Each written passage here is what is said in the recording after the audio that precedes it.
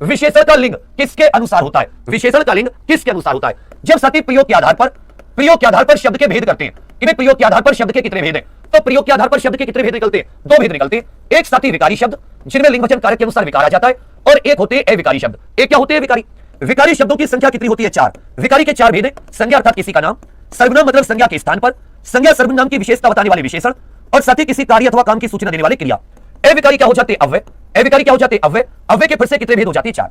तो यहां पर जो विशेषण है यह साथ ही एक विकारी शब्द है। यह संज्ञा सर्वनाम की विशेषता बताते हैं। भाई ये किसकी विशेषता बताते हैं? सर संज्ञा सर्वनाम की विशेषता। लिखते रहिएगा।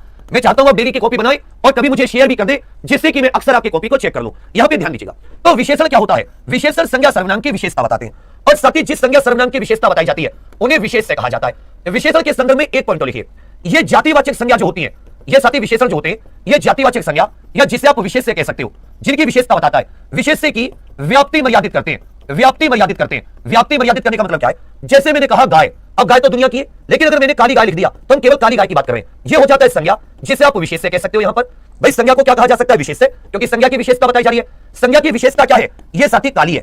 तो यदि मैं इसको गाय की जगह बैल कर देता हूं तो क्या जाएगा? काला बैल। मतलब जो मेरी संज्ञा है इसके आधार पर मेरे सर्वनाम का लिंग, मेरे विशेषण का लिंग है।